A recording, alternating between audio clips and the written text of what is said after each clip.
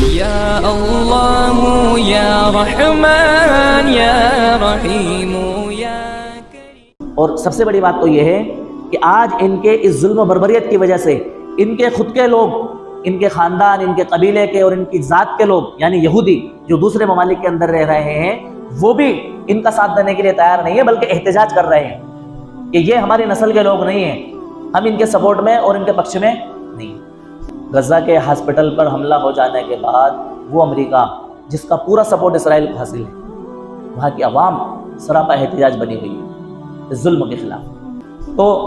ساری دنیا کے لوگوں کی اب تھوڑی سی نظریں کھلی ہیں اور ان کو لگا ہے کہ بھئی یہ جو کچھ کر رہے ہیں نا، بڑا ظلم کر رہے ہیں اور بہت زیادہ زیادتی کر رہے ہیں۔ زیادتی کیوں کر رہے ہیں؟ میں ابھی آپ کے سامنے ایک آیت میں نے پڑھی تھی جس کے اندر اللہ تبارک و تعالیٰ نے بنی اسرائیل کے متعلق فرمایا من اجل ذالک، اس قتل کی وجہ سے کتبنا علی بنی اسرائیل انہ من قتل نفسا بغیر نفس او فساد فی الارض فکأنما قتل الناس جميعا۔ میں یہ بتا رہا تھا کہ بنی اسرائیل جو ہے نا، یہودی،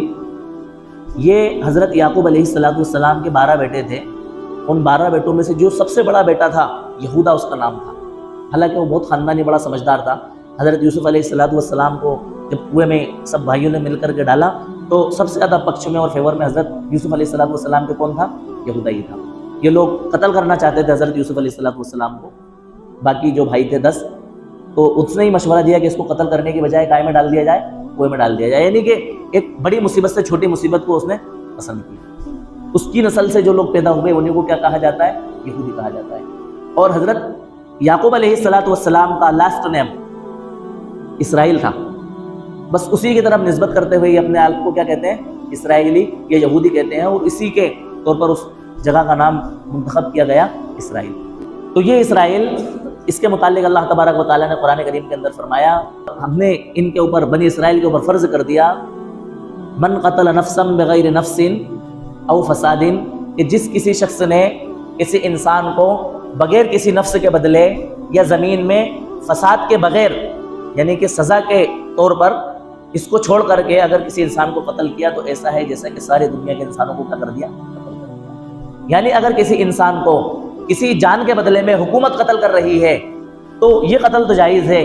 یا کسی سزا کے طور پر اگر قتل کر رہی ہے تو یہ قتل تو جائز ہے، لیکن اس کے بغیر اگر کسی انسان کو قتل کر دیا تو یہ اتنا بڑا جرم ہے کہ ساری دنیا کے لوگوں کو کیا کر دیا ہو؟ قتل کر دیا۔ اس کی مذمت کو بیان کرتے ہوئے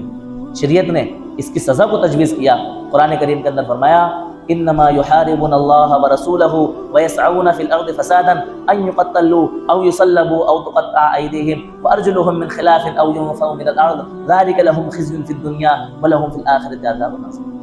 جو لوگ اللہ اور اس کے رسول سے جھگڑا کرتے ہیں، لڑائی کرتے ہیں اور زمین کے اندر فساد مچاتے ہیں، ایسے لوگوں کو قتل کیا جائے گا یا سولی دی جائے گی، یا مخالف سمت سے ان کے ہاتھ اور پیر کاٹے جائیں گے، ایک طرف کا ہاتھ اور دوسری طرف کا پیر کاٹا جائے گا، یا ان کو ملک سے جلا وطن کیا جائے گا، باہر نکال دیا جائے گا۔ فرمایا یہ رسوائی ان کے لیے دنیاوی زندگی میں ہے اور آخرت کے اندر اللہ تبارک و تعالیٰ نے ان کے لیے بڑا عذاب تیار کیا۔ آپ صلی اللہ علیہ وسلم کی آپ مکی 13 سالہ زندگی کو اٹھا کر کے دیکھ لیں، آپ صلی اللہ علیہ وسلم نے کفار اور مشرکین کے ساتھ کوئی مزاحمت نہیں کی، کوئی جھگڑا نہیں کیا، کوئی جنگ نہیں کی۔ حالانکہ آپ صلی اللہ علیہ وسلم کو کافی ستایا گیا، صحابہ کو ستایا گیا، اذیتیں پہنچائی گئیں، تکلیفیں پہنچائی گئیں، آپ صلی اللہ علیہ وسلم کے اوپر تو کچرا تک ڈالا گیا، آپ کے قتل کے منصوبے بنائے گئے، بڑی بڑی پلاننگیں اسلام اور اہل اسلام کو مٹانے کی گئی، لیکن آپ صلی اللہ علیہ وسلم نے ان کے ساتھ کسی طرح کی کوئی مدافعت نہیں، کوئی جنگ نہیں لڑی۔ اگر اسلام خرافاتی مذہب ہوتا، فتنہ اور فساد والا مذہب ہوتا، لڑائی جھگڑے والا مذہب ہوتا تو کہا جاتا کہ ٹھیک ہے یہ تم سے لڑائی کر رہے ہیں، تم بھی ان سے لڑائی کرو، ان کو مارو، لڑو ان سے۔ نہیں،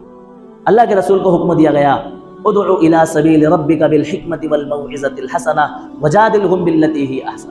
کہ آپ اپنے رب کی طرف لوگوں کو حکمت اور بہترین نصیحت کے ساتھ بلائیے، اور اگر کسی طرح سے ان کے ساتھ کوئی جھگڑے کی نوبت پیش آ جائے، ان کے ساتھ کوئی بحث و مباحثہ ہونے لگے تو اچھے انداز میں ان کے ساتھ بحث و مباحثہ کی تعلیم دی گئی۔